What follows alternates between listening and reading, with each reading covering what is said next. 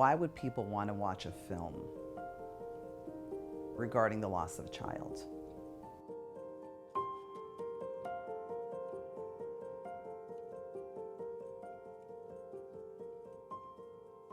We're not focusing on a cancer diagnosis. But what we're focusing here is on Chaya's legacy, her impact, her inspiration, her story. You know, I'm always having my Chaya moments when I'm doing anything connected to her. It's Chaya's power and her appreciating, and God appreciating that I'm taking her story and inspiring others with that faith and with that joy. And I think most of her suffering was not her personal pain, but the fact that other people are feeling pain for her. She couldn't take that.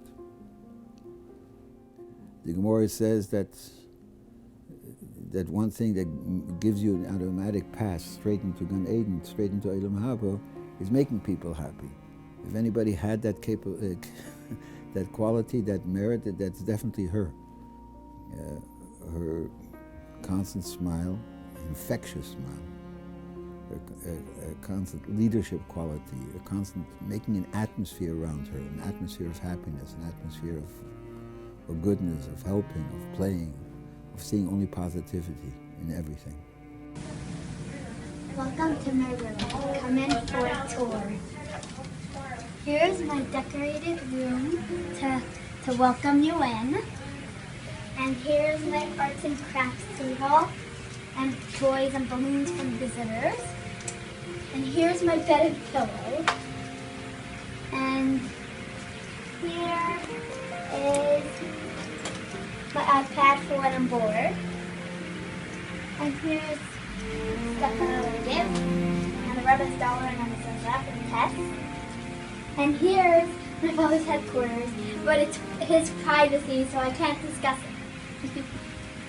Her circumstances that were given to her were complete shock, disappointment, pain, fear, and the way she responded to, and the way she reacted to, and the way she wrote out her life story was one of the greatest stories that I've ever come across. Her joy and her attitude were beyond. It never even occurred to me the first year that she was sick that it could get worse. So my parents were so strong. You know, they had a bracha from the Rebbe.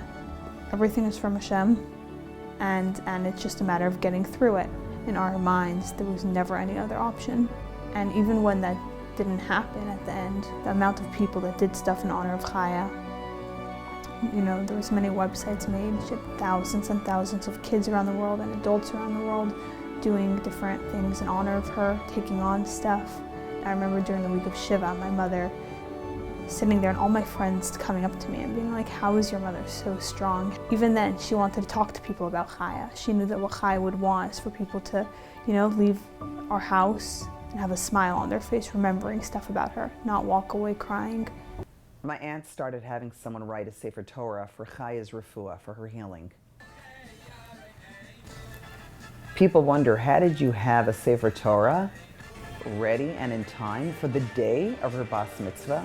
It takes a year to write a Sefer Torah. And this beautiful Hachnasa Sefer Torah, this Torah dedication in memory of Chaya, was her bas mitzvah party. Pink balloons, you know, we kept it very girly and very feminine. Usually Hachnasas, you know, Torah dedications are, you could say, almost more masculine. And we did everything very much in tune with who Chaya was. And we had a lot of fun kids' bags and a lot of cotton candy and the Chaya balloons that were flying up. And when you look up to the sky during all this incredible dancing and incredible singing, there was the LAPD helicopters going by. It was a Chaya party. It was a Chaya bas mitzvah party.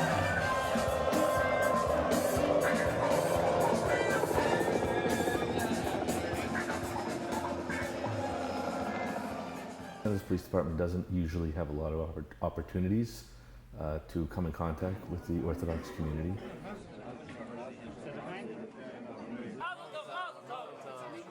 So it's really, you know, they drive by in the police car and they see these people with the sideburns or the hats. Chaya Spalter was actually a very important bridge where they felt that for the first time part of a community that was only a picture before, or something that was a blur as they passed by in a police car. And Jamie Moran, the sergeant who actually flew Chaya, is here because we know how important this celebration is to the community, and we wanted to come and just thank you for allowing us to be part of your life. Good afternoon and Mazel Tov on the Hakmat Sefer Torah.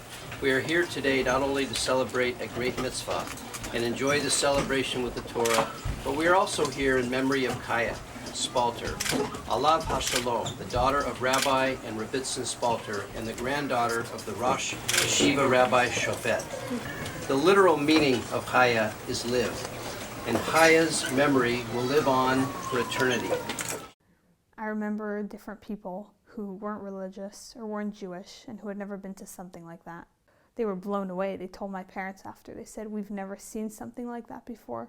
They turned it into something beautiful, and they took what she would have wanted and made her birthday into like a birthday for the city, which she would have loved. She always said she wanted her bas mitzvah to be as big as a wedding. And my parents said, "Okay, we're going to invite the whole city. It will be huge."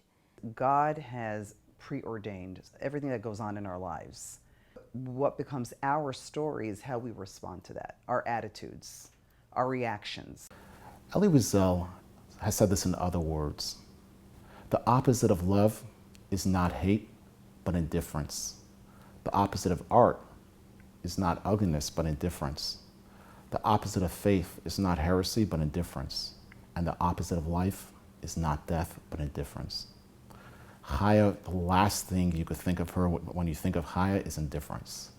She looked at people and she saw in them layers to uncover. And she was excited to uncover those layers.